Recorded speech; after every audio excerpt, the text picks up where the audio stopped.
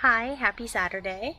I'm doing this from outside because, I don't know, it's very fall-y, dressed as a scarecrow, and I'm going to just show you a video of a drawing I did 2 years ago, I think, of a scarecrow. So, hence the garb. Also, in case you can't tell, I love Spooktober. So, I hope you enjoy the video. Let me know what you think about my drawing technique and style and the finished product. And I will see you again in 2 weeks.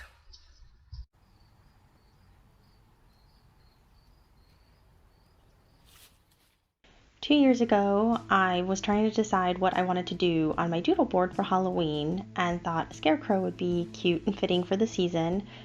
Plus, it's not just for Halloween, it's for the whole fall season, so I thought I could leave it up on my board longer than normal. With all of my drawings, I do a hand drawing first. So I sketched this out on a piece of paper, inked it out, and then snapped a shot of it so that I could redo it on my phone in the Ibis Paint app. I was proud of myself for doing the raven. He doesn't look exactly like a raven, but birds and horses are not easy for me to do. Once he was in the Ibis Paint app, I started inking over my drawing. I just created another layer, and then I use a stylus pen and simply trace over my own stuff.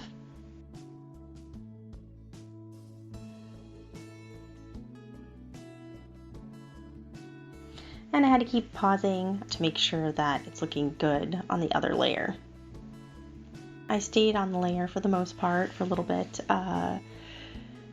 to have the raven fix how it looked. I wanted to do a little more ruffled, so I gave him a little bit of character.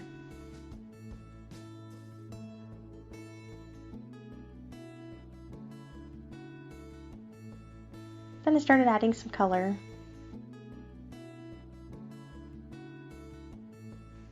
And I'm sure many of you just kind of shake your head on how I color because I like to just kind of scribble all outside the lines and then I go back and erase what I don't want rather than coloring it neatly to begin with.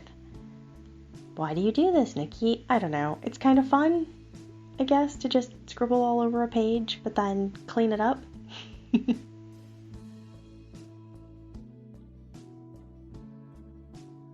And it's a little bit hard to tell, but with the leaves and the tree branch up, I added a little pop of color to them. So there's a bit of orange on the leaves and like a creamier color on the tree branch.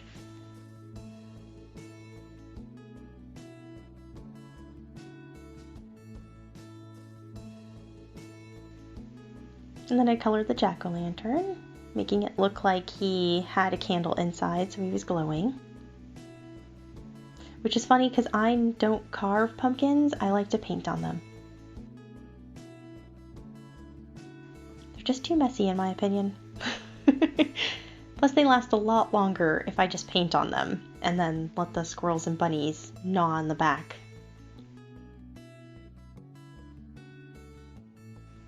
And again, you can watch how I like to color outside the lines as I add blue and orange to the scarecrow's clothes.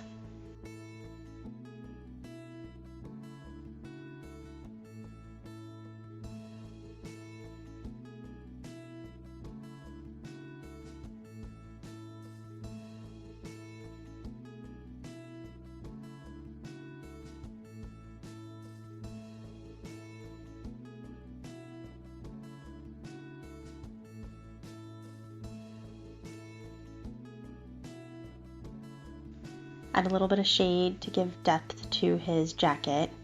It's got a bit of shadow under the one arm and along the buttons. Then I gave a little color to the grass and the ground before moving on to his pants.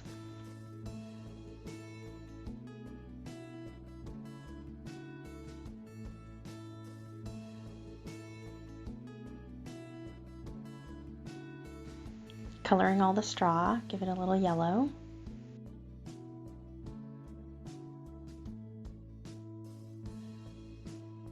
I wanted to make him a happy Scarecrow and not something out of a horror movie, even though I do love horror. Then I colored the stick he's attached to.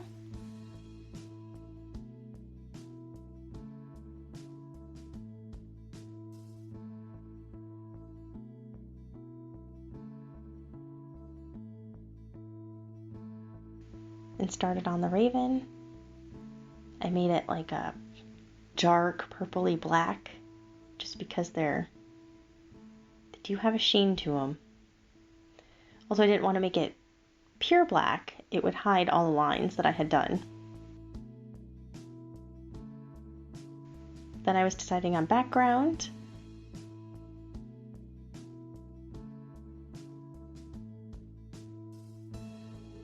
Played with it a little bit.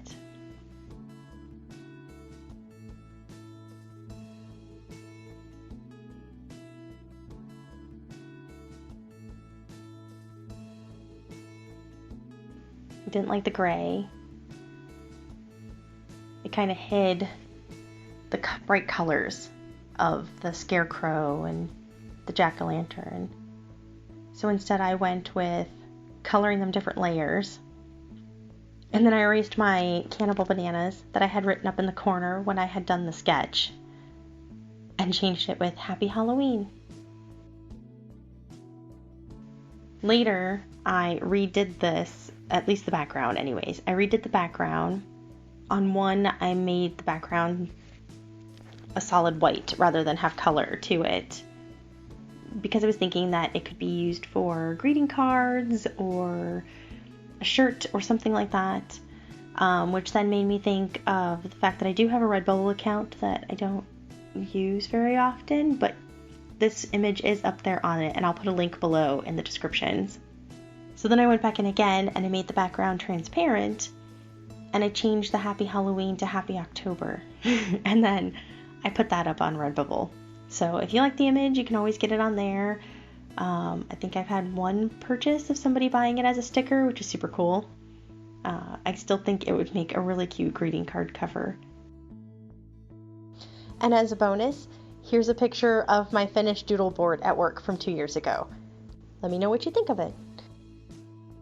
This year, I think I'm going to do Beetlejuice. And I will post that up on my Instagram when it's done. All right, well, I hope you enjoyed this, and happy October, happy soon-to-be Halloween, and I will see you again in 2 weeks.